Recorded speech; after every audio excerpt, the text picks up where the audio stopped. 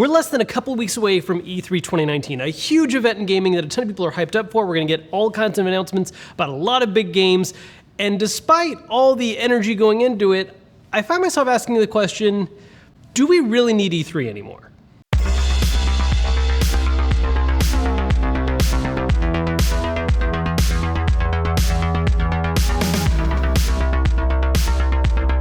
And this is a thought that even gaming companies have been having. I mean, after all, a few years ago, EA left E3, although it was to form their own event that happens at the same time. But an even bigger example is that this year's upcoming E3, for the first time ever since the first E3 in 1995, Sony will not be attending. Sony, no baloney.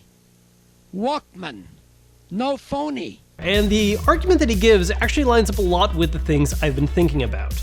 Now, I'm heavily paraphrasing here, but the basic idea is this, is that when E3 was formed back in the 90s, it was a very traditional trade show, meaning that it was really only trying to do two things. One, be a one-stop shop for journalists to all see all the big upcoming games and things announced so they can report on it all at the same time. And two, a way for retailers to interface with different gaming companies, so that way, whatever, Sony can argue to Walmart why you need to carry a PlayStation.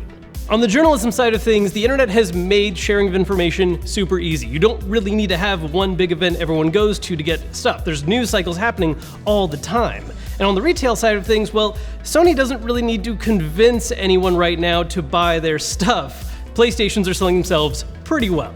So Sony decided to leave E3 this year and instead focused on creating their own news cycle, which is why we've been seeing those state of plays they've been experimenting with, where they just announce a couple games and show little demos back to back instead of having one big announcement just in June. And this is a concept that isn't unique to Sony at all. I think Nintendo is another really good example of this, because while they are still attending E3 and still give it quite a bit of love, they treat it very much like just another Nintendo Direct, but with just a little extra. Nintendo is already tackling the idea of making news when they want to, saving announcements for when they want to line it up just before a release, instead of relying on just doing one big conference every year. And instead, when E3 comes around, they just give a little extra time and focus a little more on some games, and have a cool way of creating an awesome booth to get fans involved and excited to play these games.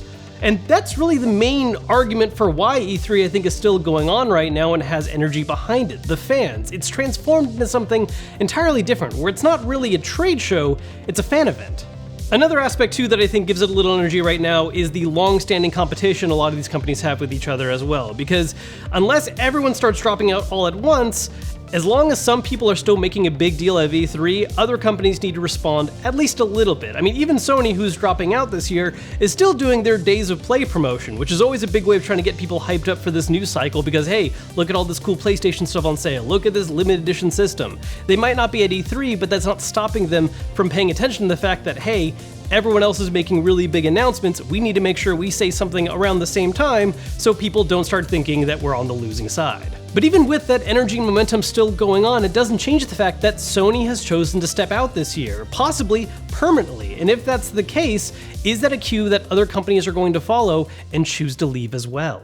There's a part of me that's saddened by this idea, because like a lot of other gamers out there, I look forward to E3 every single year. It's that time where we're getting way more trailers than we'll ever see the rest of the year around, and you just watch each of the press conferences wondering how each one's going to try and outdo the other one. The thing is, the more I've been thinking about all this, the more I'm starting to believe that while I do love all the hype that goes into E3, I can't help but wonder if it's actually causing more problems than benefits. Year after year, we have all these press conferences where we get new announcements of games and everyone gets super hype about it, but a lot of times in retrospect, it's not as great as it was when we were first watching it. Either because trailers for games end up being very misleading, they're misdirecting, it's based on stuff that doesn't actually make it into the final version of a game, it's more of a mock-up than an actual demo.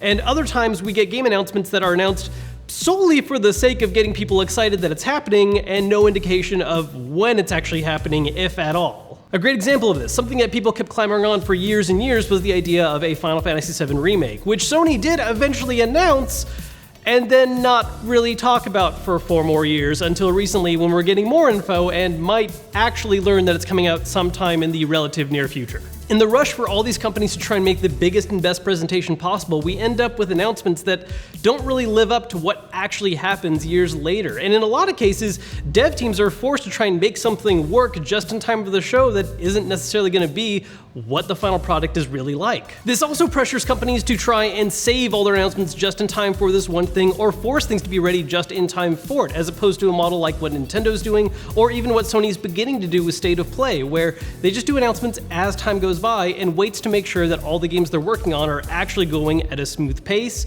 and the updates are reflecting real stuff that's going to be on its way. Going back to that interview with Sean Layden, this is an idea he brings up as well, talking about the fact that Sony as a game company right now wants to focus on major first-party titles and release them when they're finished. They're not trying to meet any kind of specific deadline to show certain gameplay, they're not trying to force things to fit in a specific cycle, but instead just try to build hype as the things are being completed, which honestly is kind of the better situation. It doesn't have the same kind of hype building that E3 gives us, but it leads to better product.